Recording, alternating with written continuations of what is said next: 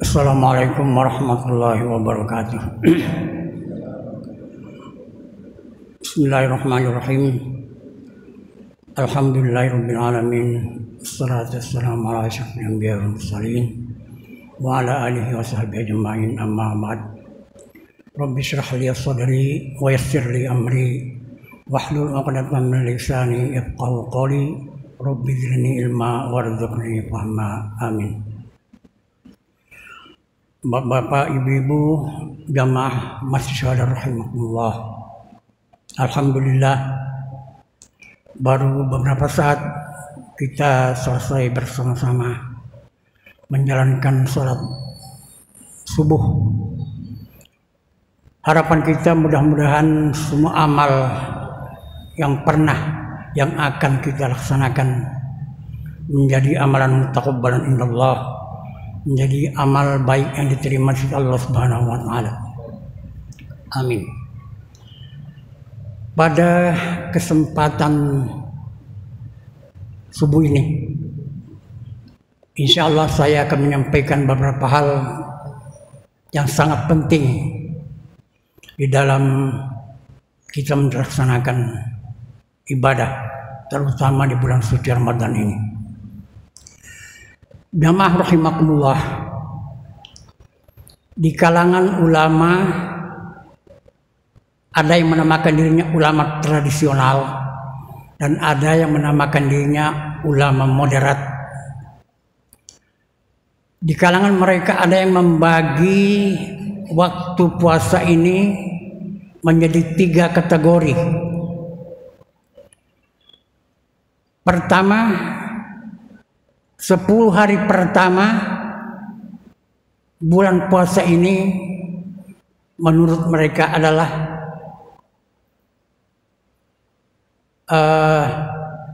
babak penyisihan. Ya, itu bahasa paling gampang itu. Memang banyak orang-orang yang tersisih pada babak penyisihan di 10 hari pertama bulan Ramadan ini.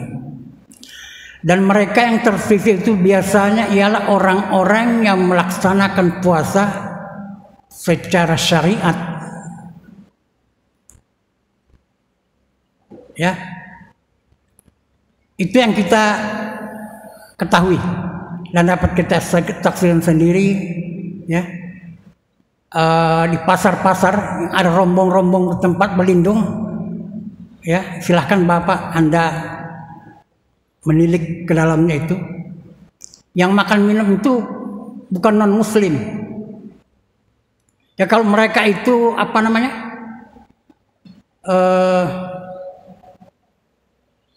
musafir, tidak ada masalah. Ya, memang itu ada haknya untuk tidak berpuasa pada bulan suci Ramadan ini.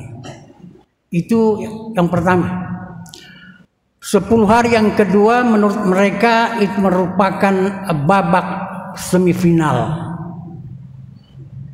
Dan biasanya orang-orang yang termasuk kategori semifinal ini adalah orang-orang berpuasa secara puasa thariqat. Dan yang ketiga ialah 10 hari terakhir dari bulan suci Ramadan ini mereka memasuki babak final. Nah, babak final ini adalah babak penentuan Bapak-bapak.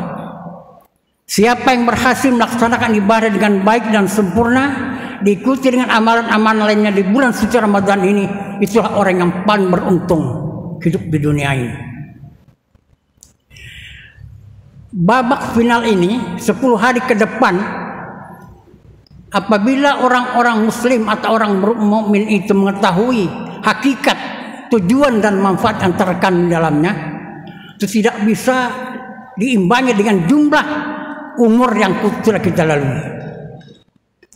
Kita kumpulkan umur kita sejak dari akil balik sampai saat ini, kita bandingkan dengan 10 hari yang akan datang, itu jauh berbeda, seperti langit dan bumi.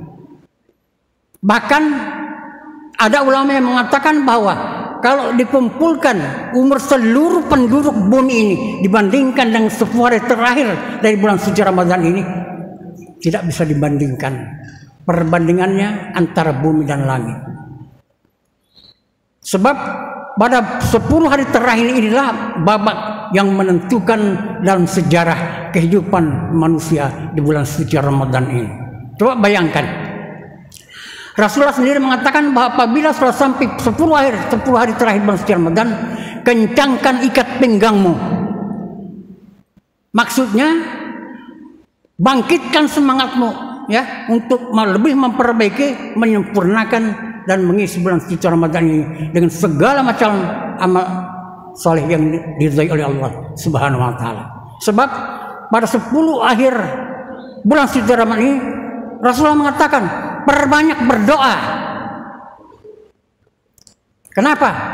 Siapa tahu pada 10 hari terakhir bulan suci Ramadan ini kita bisa menemui malam Lailatul Qadar, malam yang lebih baik daripada 1000 bulan.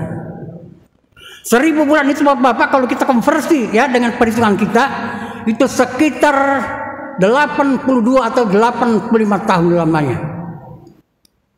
Kalau pada 10 hari terakhir pada bulan suci Ramadan ini kita dapat menemui bulan Lailatul Qadar.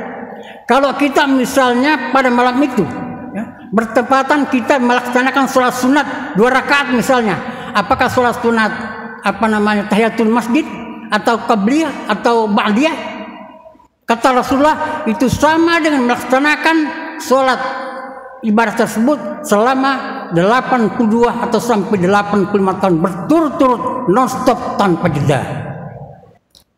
Masya Allah, luar biasa pahala dan ganjaran. Begitu juga kalau kita berdoa. Oleh karena itu sejarah mencatat suatu hari di bulan Ramadan Sayyidah Aisyah radhiyallahu anha, istri tercinta Rasulullah, pernah bertanya kepada beliau, "Ya Rasulullah, adakah doa yang bisa diamalkan, bisa diucapkan bulan suci Ramadan ini yang bisa menghapuskan seluruh dosa dan kesalahan seorang hamba di bulan suci Ramadan ini?" Kata Rasulullah, "Na'am, ada." Kata Rasulullah, apabila doa ini diucapkan dengan benar, diucapkan dengan hati yang ikhlas karena Allah semata-mata, insya Allah berpotensi menghabiskan atau menghapuskan seluruh kesalahan dan dosa seorang hamba terlebih di bulan suci Ramadan ini. Dan doa ini Bapak Ibu sangat populer ya. Sudah pernah kita ucapkan. Cuma apakah kita ucapkan itu pada waktu yang tepat? Sayyidah Aisyah bertanya, "Kapan wahai Rasulullah?" Kata Rasulullah, "Doa ini sangat pendek. Anak-anak juga mudah menghafal. Doanya ya, Allahumma innaka afuwun karim tuhibbul afwa fa'fu anni." Itu doanya.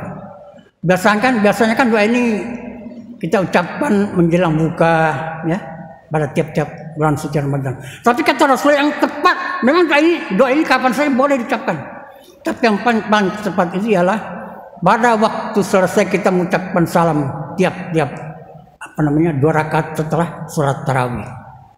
Jadi begitu kita ucapkan Assalamualaikum warahmatullahi wabarakatuh. Ucapkan doa minimal 3 kali. Allahumma ghfir Allahumma rabbana doanya tadi? Ya, itu 3 kali, sekurang-kurangnya 3 kali kita ucapkan. Dalam setiap kita jeda, apakah itu 2 rakaat salat tarawihnya, apakah 4 rakaat, kita ucapkan doa itu dengan hati yang tulus dan ikhlas, insya Allah. Doa ini berpotensi menghapuskan seluruh kesalahan dan dosa kita di bulan suci Ramadan ini. Nah, itu sebabnya Rasulullah menyuruh kita memperbanyak doa pada 10 hari terakhir bulan suci Ramadan. Demikian juga ada satu saat yang paling makbul untuk berdoa, yaitu pada waktu sahar. Ini kadang-kadang kita waktu sahurnya aja belum seragam. Ada makan sahur jam 2, ada jam 3, ada jam 4. Padahal menurut Al-Quran diperjelas dengan hadis Rasulullah, waktu makan sahur yang paling afdol, yang paling utama itu ialah pada waktu sahar. Waktu sahar itu adanya di penghujung 2/3 malam setiap malam hari itu. Waktunya memang pendek Bapak-bapak, waktunya sekitar 25 atau sampai 30 menit. Bahkan ada yang mengatakan hanya sekitar 20 sampai 25 menit. Kalau di zaman Rasulullah waktu itu ditandai dengan apabila Rasulullah memerintahkan Bilal bin Rabah melakukan azan pertama di zaman Rasulullah itu sampai sekarang di Madinah, itu kalau subuh 2 kali azan. Ya. Bapak-bapak yang sudah menunaikan ibadah haji bisa menyaksikan atau mendengar itu. Apabila Bilal bin Rabah diperintahkan lagi melakukan azan, itu subuh belum. Jangan setelah subuh atau sholat qobliyah subuh, itu belum subuh, baru persiapan waktu subuh. Nah, beberapa saat kemudian setelah Rasul memerintahkan pada Abdullah ibni Ummi Maktum melaksanakan azan, itu baru masuk waktu subuh. Nah, ada sahabat yang bertanya, wahai Rasulullah, berapa lama waktu antara azan yang dilaksanakan oleh Bilal bin Rabah dengan Abdullah ibnu Ummi Maktum? Kata Rasulullah, sekitar membaca 50 ayat Al-Quran secara tartil. Nah, inilah waktu sahar. Inilah waktu yang paling afdol, paling utama kita makan sahur menurut sunnah Rasulullah SAW. Ya, nah, sebab banyak keuntungan yang kita peroleh pada waktu sahar itu. Rasulullah mengatakan Allah dan Rasulnya senantiasa bersalawat kepada orang-orang yang melaksanakan sahur pada waktu sahar itu. Sebab Rasulullah mengatakan makan sahur itu adalah gizaul mubarak, makanan yang mengandung keberkatan. Tasahharu, ya, kata Rasulullah, fa'innahu gizaul mubarak. Makan sahur lah, sesungguhnya makan sahur itu adalah makanan yang mengandung keberkatan. Ada sahabat yang bertanya, wahai Rasulullah, di rumah saya sudah beberapa hari tidak ada persiapan makanan untuk makan sahur. Apa kata Rasulullah? Tasahharu walau bijur'atin ma'in. Tetaplah Anda makan sahur sekalipun hanya beberapa teguk air. Ada yang bertanya, kenapa makan sahur selalu dianjurkan Rasulullah? Untuk membedakan antara puasa kita dengan para puasa ahlul kitab. Orang Nasrani, ya, orang Majusi, agama-agama lain juga melaksanakan puasa, tapi mereka tidak makan sahur. Nah, untuk membedakan puasa mereka dengan puasa kita dianjurkan untuk makan sahur. Sampai-sampai Rasulullah mengatakan, tasahharu walau bi'atin mimain. Kalau tidak ada persiapan makanan, kata Rasulullah, tetap makan sahur sekalipun hanya dengan beberapa teguk air. Itu antara lain. Kemudian Bapak Ibu ada lagi hal yang penting menjelang, ya, karena ini kita pada hari ini kita sudah memasuki 10 hari terakhir daripada bulan suci Ramadan. Satu kewajiban kita yang paling mendasar juga ialah mengeluarkan zakat fitrah. Rasulullah bersabda, "Siyamu Ramadan mu'allaqun baina as-sama'i wal ardi illa bi zakatil fitri." Puasa Ramadan kita ini tergantung antara bumi dan langit. Layar faung, tidak sampai ke hadirat Allah Subhanahu wa taala terkecuali dengan disertai pengeluaran zakat fitrah. Jadi jangan sampai kita karena asal beribadah kita lupa dengan kewajiban kita ini, yaitu melaksanakan zakat fitrah, ya. Zakat fitrah ini berbeda dengan zakat harta, Bapak Ibu. Kalau zakat fitrah ini dipersyaratkan niat untuk mengeluarkan. Tapi kalau zakat mal, zakat harta enggak.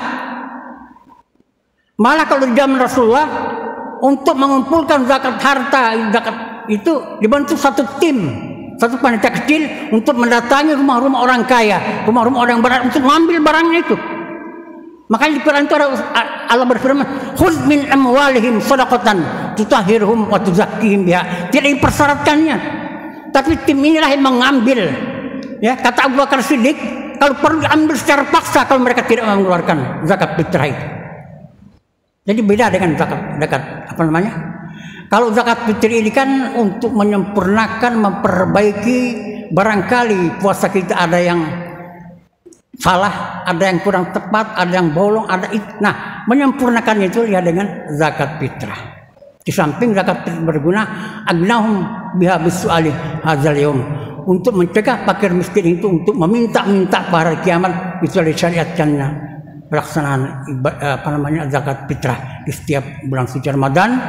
Dan waktu yang paling tepat biasanya, waktu wajibnya adalah menjelang pelaksanaan sholat Idul Fitri sampai khatib akan naik ke mimbar.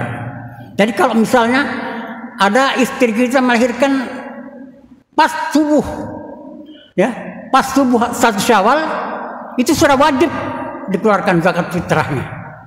Sudah menjadi tanggung jawab kita. Sebelum batasnya sampai khatib naik ke mimbar. Itu batas pengeluaran zakat fitrah. Tapi kalau zakat harta kan lain. Kalau zakat harta itu bukan menunggu nisabnya, enggak. Kalau zakat harta itu tidak menunggu nisab batas waktu yang ditentukan. Tapi wa'atu haqqahu yauma hasadih misalnya, ya. Rasulullah mengatakan keluarkan zakatnya misalnya pada hari dipanennya. Kalau itu misalnya padi, jagung, gandum, sama dengan hewan, ya. Kalau misalnya kita punya kambing, ya, 40 ekor wajib 1 ekor. Fi kulli arba'ina syatun. Per tiap 40 ekor kambing itu zakatnya 1 ekor kambing, ya. Itu perbedaan antara pengeluaran zakat fitrah dengan pengeluaran zakat harta. Inilah Bapak-bapak para jemaah, barangkali pada pertemuan ini yang dapat kami sampaikan hanya sekedar mengingatkan saja, ya. Sebab kita ini manusia pelupa, ya. Inna masumil insan lin nisyan. Kita ini dinamakan manusia karena pelupa, ya, karena kesibukan dunia kita kadang-kadang terlupa dengan kewajiban-kewajiban agama kita. Mudah-mudahan ada manfaatnya. Kurang lebihnya mohon maaf. Wabillahi taufiq wal hidayah. Wassalamualaikum warahmatullahi wabarakatuh.